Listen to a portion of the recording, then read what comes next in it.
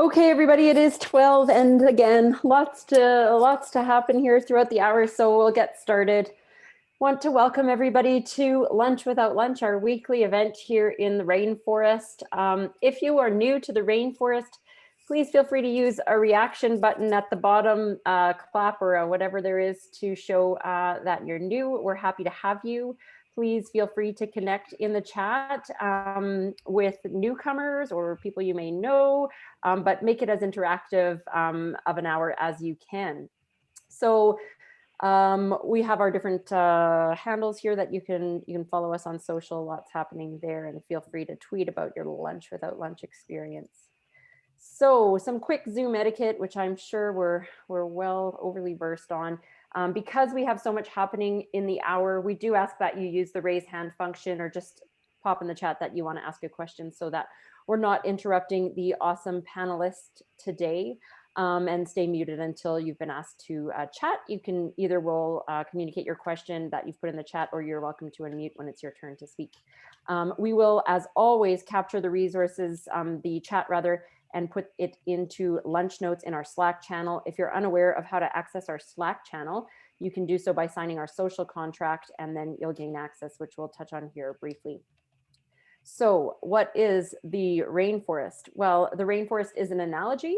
It's a bit about comparing how an innovation ecosystem is complex, similar to what the biodiversity of a rainforest would look like. And so where things are not planned and purposely measured, rainforests are more wild and woolly, and there's a lot of diversification and unknown. And with that risk comes great innovation. And with the trust that underlines the rainforest, we are able to move innovation faster in our city. And so we come together every week here and in other settings to really grow that culture of trust, get to know each other more so that we can collaborate and come together with diverse ideas and move them forward as quickly as possible to spur companies and startups in the city and the province. So big announcement today. We had alluded to this on social, and if you were here last week, you did get the early insight that the rainforest analogy sprouted from this book, The Rainforest, The Secret to Building the Next Silicon Valley. And so we are very excited to have partnered with Bow Valley College and Craig Elias, who is doing a book series throughout the next year, bringing different authors of different books to our community, and then distributing books throughout the community so that we can all share our learning and continue the conversations that come out of some of these really great books. Craig will be focusing on some new authors and books in the coming year, but we wanted to really root the community back into this rainforest analogy before he starts that book tour. And so we have been fortunate to secure Greg Horowitz, who will be chatting with one of our rainforest co-founders, Jim Gibson, on, oh my gosh, I have the wrong date. That's embarrassing. March 26th, March 26th. I'll throw that in the chat. It's not the 29th, it's the 26th, right, Amber? I'm completely, do days matter anymore? I don't think they do. Just show up 12 noon to 1 on the 26th. And so that's going to be a great conversation, and there'll be an opportunity for 100 of you to get a free copy of the book, which we'll hope you share with someone else in the community afterwards and give that forward. So exciting news there. I'm not going to go too far into our vision and mission. I think I've already touched on that, but we come here to connect, to grow the innovation ecosystem. And if you're new to the rainforest, you'll see how that plays out in the next hour. I talked about our social contract to gain access to our Slack channel, but it is much, much, much more than that. It's 10 values or tenets that we, as a community, agree to adhere to. And so we ask that go to our website, check out the social contract if you haven't signed it, and then please sign it as an individual so that as you move through the ecosystem, our news of the social contract sticks with you. It's a code of conduct, and what I really like about this is I've heard of a lot of people who post it up in their office and use it as a way to kind of ground yourself if you find yourself in situations in the community where you maybe need to listen more, or it's an opportunity to pay it forward, or you need to be reminded of that sharing mentality or team playing mentality. And so it is the core of what we promote here at the Rainforest. And then lastly, the rainforest is, analogy is based around the fact that there are different pillars in the ecosystem, and that they're all balanced differently. And culture and leaders play a very large part of that balance. And that is a lot of what we work to promote here, but we also advocate for a lot of the other pillars. And in Lunch Without Lunch is a form of engaged activities that we will take part in today. So on that note, if you could please engage as much as possible through the chat. It's different virtually, of course, but if you could, take risks and connect with each other throughout the conversation today, you'll definitely get more out of the hour that way. So we are going to pass it over. The first Wednesday of every month in this new year, we have been focusing on founder stories. So we're going to do just that today. And I am going to pass it over to our community storyteller, her new title, Amber Rowden, who will introduce our panelists. Thank you, Bridget. Anthea Sargueant is the CEO of 2S Water, where they have developed the world's first sensor for detecting metals in water in real time. She is an MBA, a 3-time entrepreneur, and a mother of 2. She was voted Startup Alberta's most promising startup entrepreneur in 2019, and her company has been awarded the ConvergeX Pre-Commercialization Award for the best new technology and was selected as one of the top 100 best water innovations. Born in Australia, Savanah Radley is the founder of Radley Robots, Inc., a startup with a vision to provide a trusted companion to everyone who needs one. After moving to England and then to Canada and working in communications, Savanah spent some time recording and performing in Europe before accidentally getting into technology. She has worked in multiple roles, including part of the leadership team at Benevity and Deloitte Canada. It was in 2019, while Savanah was at Deloitte, that she experienced her own loss of mobility as a result of spinal surgery. This started her thinking about how to address the challenges she had experienced and how, as technologies converge, there are opportunities to combine software and hardware to solve problems in our physical world, and Radley Robots was born. Anthea, take it away. Thanks for having me today. I'm just going to do a screen share if that's all right. So we are 2S Water. As Amber said, we have developed a sensor which detects metals in water in real time. I know that sounds really niche and like only a few people in the world would need that. It's actually a huge need for both municipalities and for our target market, which is mining. They're creating fluids which are mixed with all kinds of metals, which have huge impacts on the environment and on the populations downstream, and control of them is a vital issue. So that's really where we exist. Part of why I'm here to speak to you today is we've hit some major milestones in the last little bit. If you are seeing my slides now, there I am holding our sensor. It's a wonderful feeling when you've been working on something for a couple years and you finally get to hold it in your hands and see that it actually works. There it is at our install site. But of course, it wasn't that simple. We didn't just wake up one day and have a sensor in hand. We have come a really long way to get here. We came from a lab prototype to our really, we embodied the Hate Your MVP. That's my MVP unit with the blue siding there. We did whatever we could to get into the field. Sorry about my cat, everyone who's watching the video. And we got a unit into the field. We learned a lot at our first deployment, which was a great municipality who agreed to let us pilot there. We redesigned, we rebuilt, and now we have secured our first purchase order and are rolling into market. What did it take to get here, to get our first client and get everything locked down? I did more than 150 market interviews. That means anybody in the mining industry who would get on the phone with me, I hopped on a phone call. I explained what we were doing. I learned from them, even if they didn't have an application from me, in order to develop that real deep market understanding. So when the right client came along, I knew what to say. We did more than 37 stage pitches.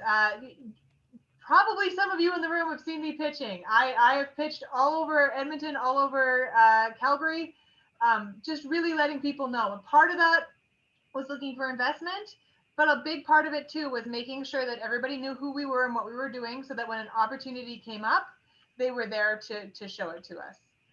We have 12 different mentors that we've run through. The amount of skill sets that have been brought to the table to help us do what we're doing has been absolutely phenomenal, and we could not have gotten where we were without those mentors.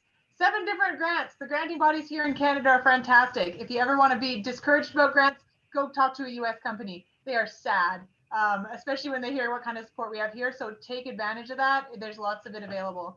And we've done 6 different accelerators. If you ever need someone to tell you whether or not an accelerator is a good idea, reach out to me. I've done a whole bunch and I can let you know what you're looking for. They are not all good ideas.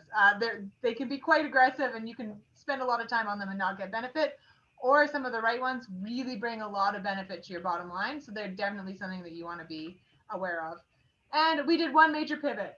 We were born looking at the municipal market, and through the learnings that we had, both through mentors, through other startups, through client interviews, we learned that we had to pivot markets to address mining. A pivot is a really scary decision, and but absolutely necessary in the early stages. Now I know you're probably thinking, I've seen lots of these rainforest presentations myself. Why do I care? What does this mean to me? So let me tell you what you can do in order to take your idea to the next step, whichever step that may be, because I think the things I'm going to suggest are pretty universal, that any company can employ them and get a little bit of benefit, or a lot, depending on where you are. The first thing you can do is learn. Many people who do startups have a great idea. They maybe are domain experts in what they do, but what they aren't is business experts. Running a business is a whole entire skill set beside whatever skill set you needed to build your product. And don't be afraid to learn it. Don't be afraid to engage with it, to read books, to talk to mentors who understand business. Because I always say business is more art than it is science. It's really something that you need to learn a lot about, to continue educating yourself about, and to try not to reinvent the wheel. But not just about business, learn about your target market as well. You're never gonna know enough about what your people are doing unless you directly used to do the role. And even then, it changes based from company to company to company.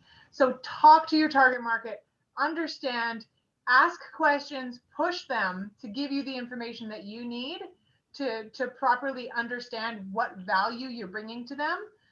Because if you don't understand what value you're bringing, you don't understand what you can charge them, and you could be leaving a lot on the table. Find support. There's so much available support. I think the Rainforest is a great example. It's a great community of people coming together. Find mentors who will teach you. Find experts in your industry. Find people who can help you. They're everywhere and they want to help you. And there's probably lots in this room right now. That and mentors and friends and community, sorry. So especially post-COVID, you know, pre-COVID, it was a lot easier to go out. It was a lot easier to get exposed to that community. I always think of Jim's probably most famous quote, which is that culture is a leaky bucket that you need to keep refilling. And it's not just the culture of your company, it's your internal mindset and where you are. It can be stressful to do this, and it can be stressful to do it alone. And certainly I've noticed a big difference in between the amount of support that entrepreneurs have now that we're in the COVID era. So reach out to groups, find people who are doing this too, find someone that you can call up when you're feeling discouraged, who's going to say, no, you've got this. This isn't like, keep going and doing what you're doing, because you're going to really need that and rely on it more than you possibly think. And finally, the last lesson is be public. Everybody thinks that someone's out to steal your idea. The ideas are a dime a dozen. It's execution that really matters. Be public, tell people what you're doing, tell everyone you can, because the people out there actually really want to support you and they really want to help you. And I'm always amazed by the people that, you know, somebody I met 2 years ago at Accelerate AB sends me an email with a lead, because the people out there who want to support the community and who want to help you succeed at what you're doing, they're just everywhere. And they won't know about you unless you put yourself in front of them and on their radar. So that's my suggestions for people. Not a lot to say, except, you know, it's a tough journey and together we're stronger. I think that's really been a core message that Rainforest has brought, and one that's been absolutely pivotal for us to get where we are. And on that note, my email is up there. If there's something specific you want to talk to me about that we've done, if there's some way that you think I can help you, shoot me an email. Would love to chat, and please everyone connect to me on LinkedIn as well. Thanks, Anthea. Something I neglected to mention at the top of the hour is the focus today is hard tech. And so I know we have some experts in the room, Gary, I'm sure others who I don't know, but here is, your time to ask questions specifically around that. And I'll give a really quick plug before we go into the question in the chat. And if you have any more, please add them to the chat. Tim from SAIT was not able to make it today, but they're running the Make It series with Fuse 33. And so that is, I think it's, Savanah, you would know better than me. Is it the first Tuesday of every month? Yes, that's right. It's usually the first Tuesday of every month. And certainly, yeah, that was one of the reasons why I wanted to come here too, is to try and help people understand that there are hard tech startups out there. There are people trying to solve problems in the physical world. And I think it would be good if we can have more people out to those sorts of events so that everyone can see it. Like, we don't have to just work in silos all the time. Yeah, and so I will go back to the question, which relates a little to Anthea, about at what point did you realize you needed to grow and focus on the business and delegate the expertise of the product to other people? So I'm a bit of a different case. My expertise is business. I come from a business background. I have an MBA. So right from the very beginning, we brought in people who were experts on the product, because I knew that that was my weakest spot and that I could develop the skills I needed on the business side, but where we really needed support was product. So we brought in product support very early in the process, and we are continuing on a continual basis to evaluate our needs and make sure that we have those experts lined up and ready to go. Because at the moment when you're developing a product and everyone turns around and looks at a piece and says, I don't understand how that fits into our product, and I don't understand how that's going to affect the data, you need to have somebody on the phone and ready who can help you with that. At Rick Davidson's suggestion, I am reading a book called Strategic Doing, and the first chapter in that talks about networks and how everything these days is about the networks that you have. It's foolish to think that, there we go. It's foolish to think you're going to have all the skills in-house, and it's foolish to develop them all in-house, and it costs way too much. So I encourage people from the very beginning to start looking for those experts that you think you're going to need, and develop those relationships with them, because when you need them, you're always in a rush at a startup. So if you're reading, Bridget, you are in fact muted. Always. I just can't seem to move past that. Are the mining companies using water analysis reactively, or do they use it to experiment? So what we're doing is suggesting that they change to use it reactively. Right now, this data is so delayed that you cannot actually get it in time to do process improvement. If you build an in-house laboratory on your mine site, and you run an efficient shift, you can have data every 4 hours. Usually it's about every 8 hours. So that's really useless for anything other than full-on compliance. So we're really suggesting a change by bringing the data a lot faster to these operators. Okay, great. Brent has a question. A common concern is the cycle. Do you create versions every month, every 2 months? How did you determine the frequency of releases? Well, we're hardware, so every month or every 2 months is not a thing. That's it takes us months to do a new iteration. So for our first release, we're running them about every 3 months right now. And that's as fast as we can run them. And it's pretty aggressive. We're expecting to run 3 iterations this year and then hopefully have our design kind of fixed. And we're not expecting big changes in these iterations. We've mostly set everything. I mean, it took us 3 years to get to a product that we could install on a pipe and get running. So we've done most of that now. The unfortunate consequence of that is when you're doing hardware, getting to an MVP is a lot farther than it is when you're doing software. We had to have most of everything down pat before we really could go and actually install our first unit. Yeah, I'm sure commercialization is a challenge. Okay, why don't we head over to Savanah's presentation, and then I'm sure a lot of the questions around hardware will be something you can talk about together. So take it away, Savanah. Thanks so much. Let me just share my screen and switch this to the slideshow. Everyone sees it? Bridget can give me the thumbs. Okay, good, excellent. All right, so robots. I've had this question a lot, why robots? And the thing is, as was mentioned in the introduction, So in March of 2019, I had spinal surgery, and really you discover that it's a lot harder to do certain things when you actually have these sorts of stuff in your back. And I actually referred to it as having my superhero upgrade, because I felt like, okay, now I've got titanium in my back. But what I discovered was that I couldn't reach things from the floor. And I thought, gosh, we've got all this technology stuff. Surely someone has fixed this by now. And then, of course, it turned out that actually nobody had, not in the way that I was looking for. And I really I thought, okay, so software by itself can't solve everything. And that ends up being a theme that comes up again and again to me. I think, well, if it's raining, I could construct an application that takes me from sheltered place to sheltered place, or I can just buy an umbrella. There are better ways to solve things, and some of them involve hardware. And I started talking to people about it. And I thought, and to everyone's credit in this community, nobody said you're crazy. I was so happy that nobody said I was crazy, apart from my husband. But no one said I was crazy. Everyone that I spoke to, from Jim, and I know I probably spoke to Peter LaFontaine as well. I've spoken to like probably tons and tons of people at Accelerate AB a couple of years ago, at Inventures, at events like this. And I shared this idea. I said, do you think there's something there around robots? Is there something we can do around providing a service with robots? And everyone was like, you know what? You should talk to so-and-so.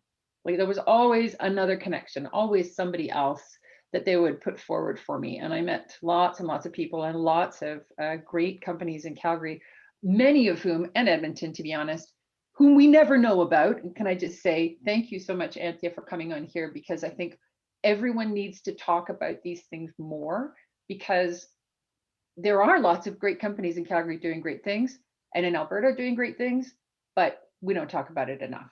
And as a consequence, people who do think, oh, maybe I could start a business, but gosh, there's nothing else like me. The truth is there's lots like you out there. So what kind of robots are we talking about? And let's just say Terminator robots are a really long way away. No one should have any anxiety about that kind of thing.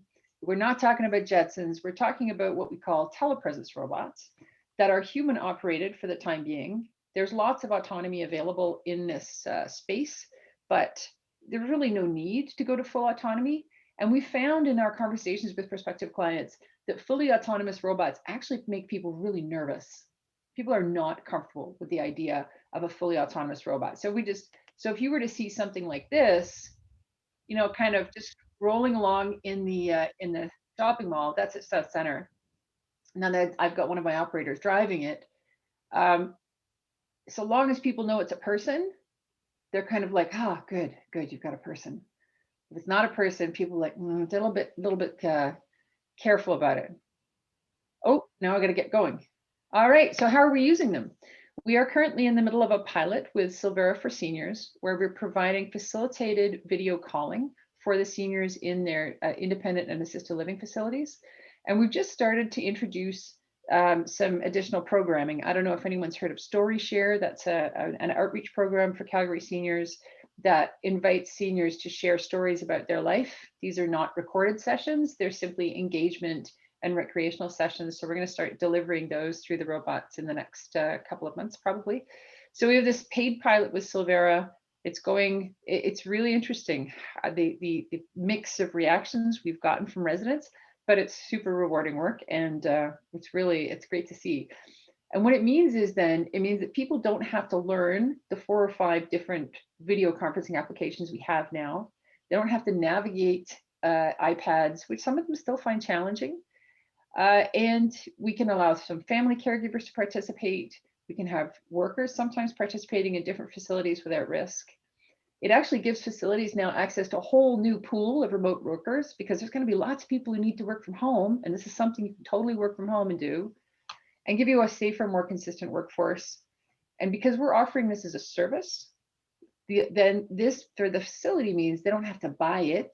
They can just have it when they need it, which I think has been a popular message. And what have we learned so far? So we've only been doing this for 4 or 5 weeks, in real life. And we learned that absolutely everyone needs to be led. Humans are actually very bad at adopting technology. I will bet actual money that all 65 people on this call have really cool, super duper smartphones, and they probably use talk, text, and maybe 3 applications of the 30 or so that you have on your phone.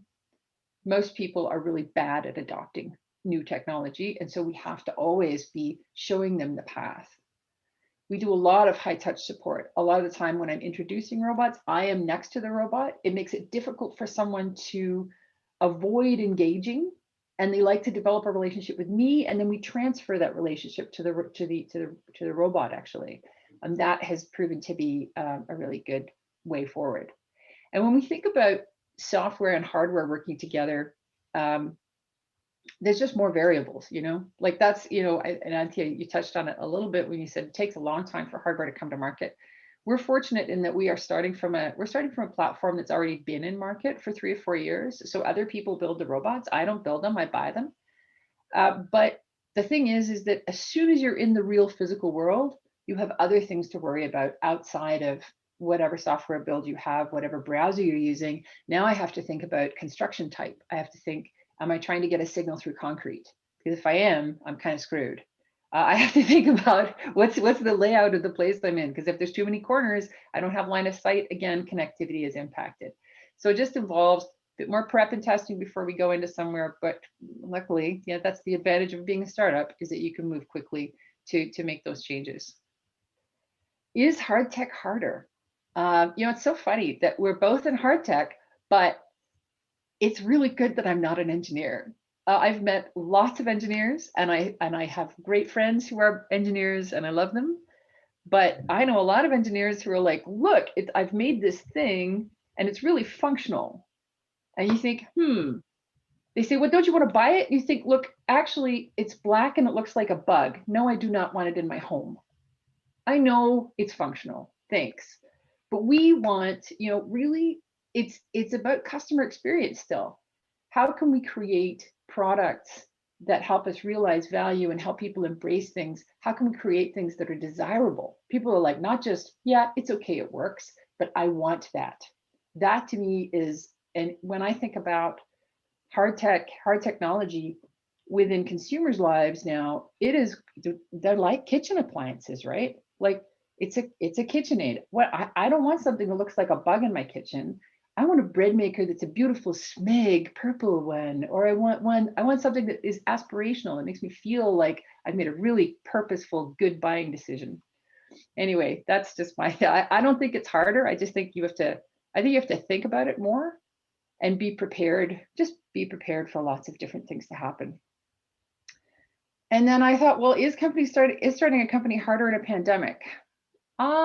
In some ways, I would say no, because it gave me something to focus on. I mean, I had been talking about this idea for a while, and really started getting going with it in January of 2020.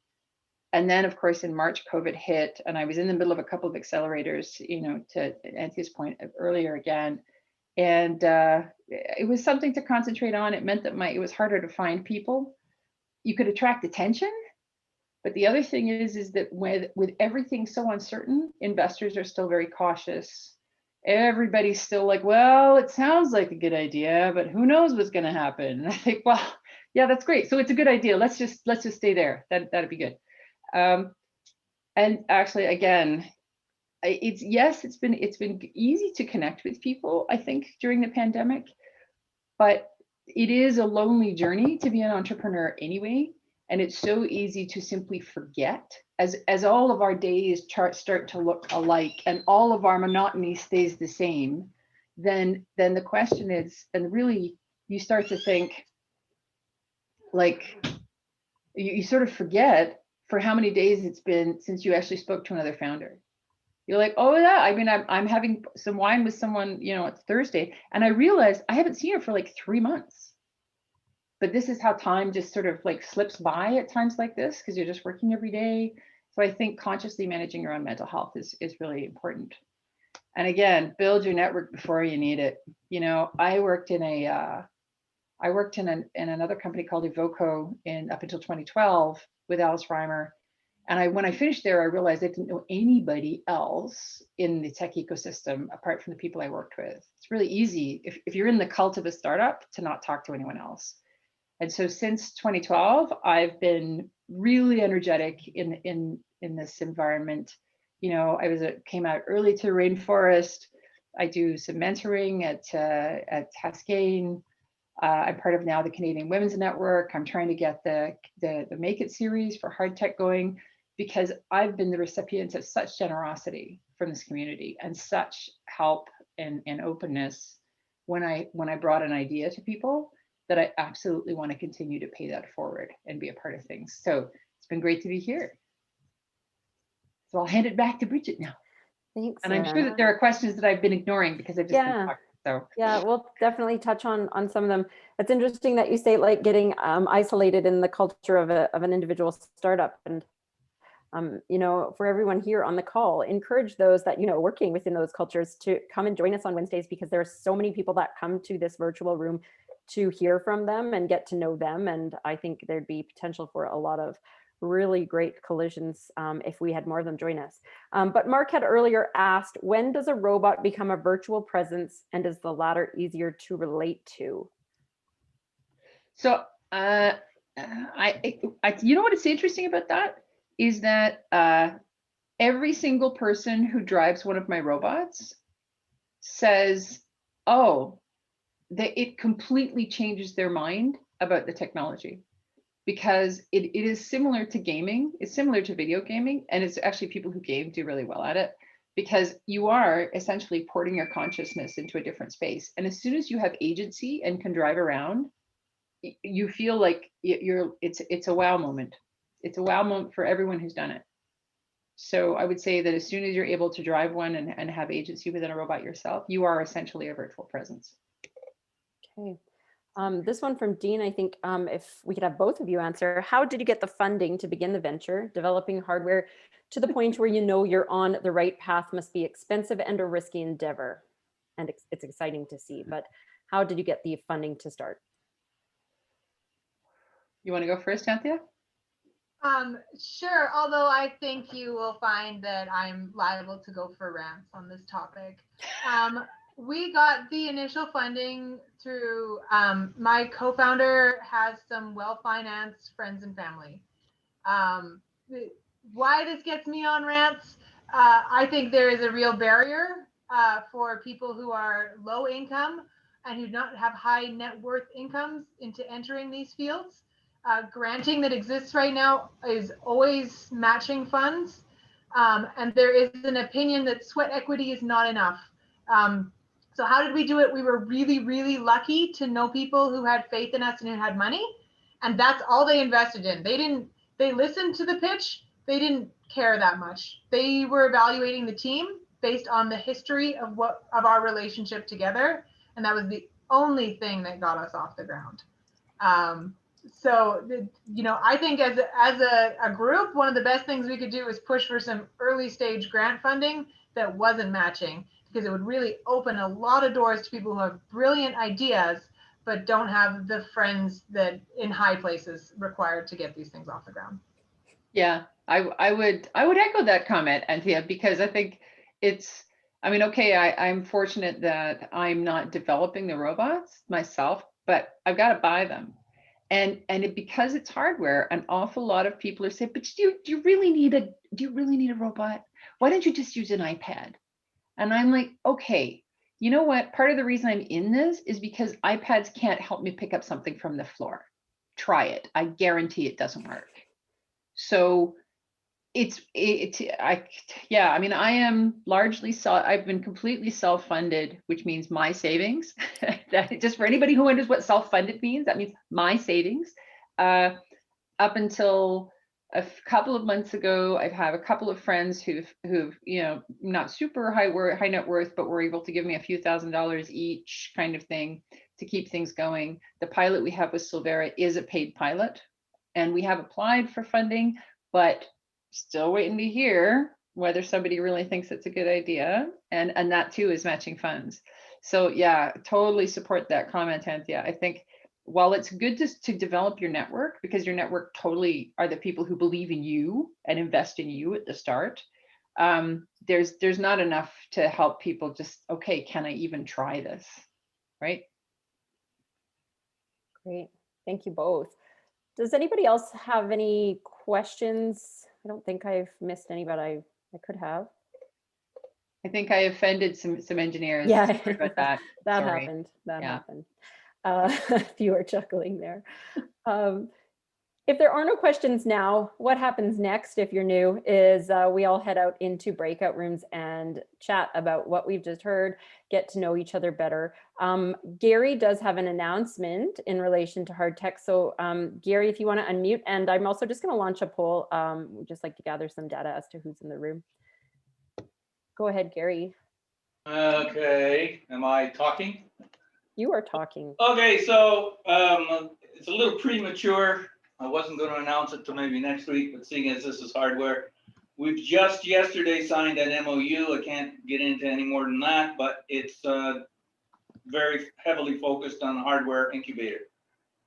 And I'm not talking a maker space. I'm talking full incubation for business, marketing, and that kind of thing. And of course, designing and building.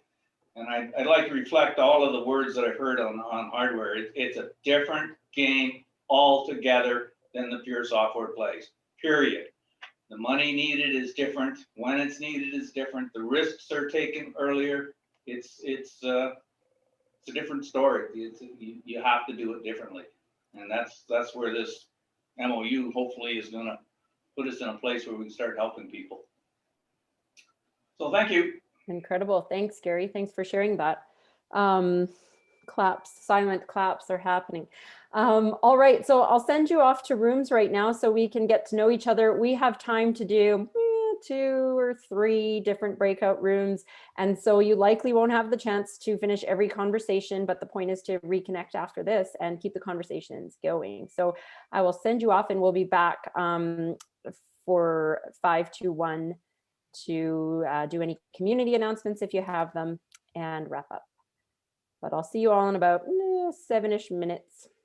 So Adam, you're here. Often you hear Al ask for guests and hosts of our Rainforest podcast. He manages, coordinates all of that. And we decided to host a podcast host training session. What day is it? I'm going to find the details, but Adam Ludgate is here. He hosts next Thursday. Podcast. Thank you. Next Thursday. Man, I am struggling with dates today. Adam is a frequent host of the podcast, and he's just going to share some of the benefits he's gained from being a host with everybody today. Yeah, hey everybody. Hope everyone's had a chance to check out the podcast. If not, a lot of great content on there. Al's definitely been pretty incredible in how much effort and time he's put into it and keeps it going. You know, if there's an episode missing or something for a week or two, he always manages to come up with something. So we put together a New Year episode between the two of us, I think, doing a kind of was a discussion about my hosting and a year in review from 2020. But I met Al probably 2 years ago, I think, at the Rainforest at Nucleus, and he was just talking about this idea, so I kind of jumped on board as a host, and since then I probably hosted, I'm not sure, 10 or more episodes. I'm not really sure how many, maybe 10, 20, somewhere in there. But for me, if you want to, it's definitely helped me, build a network. It's been a great way to meet people, because inevitably every time that I have a conversation with somebody who's running a tech startup, or that's typically where I focus, is someone who's in the startup world. It really offers opportunity for making connections and meeting new people. So that part of it has been actually fantastic, just from personal network growth and also from business growth perspective. I'd really encourage people to get involved in it, or if anything else, just check out the content, because there's some pretty cool companies doing some pretty cool things, and it's a good way to get a direct line to them rather than just news headlines that you see about a lot of tech companies. You can really get into the weeds of what these companies are up to. So really encourage you to pick up the podcast if you have some time. But that's kind of my 2 cents on it. I'm going to continue hosting through this year, and really enjoyed it. So thanks again, Al, for all your work. Yeah, thanks, My pleasure. Al. Thanks, Adam, for all you do. We have a lot of interest so far, Al, so I'm really excited about that session.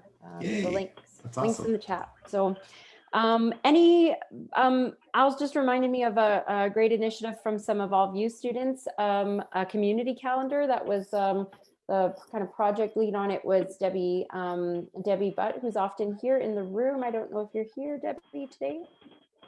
Don't think so. But yeah, they've got a great calendar where they've synced all the events happening in the ecosystem. I'm just trying to copy and paste the link here. There. Okay, there we go. It's coming. So you can check it out there for all the events happening. Any other announcements anybody would like to make?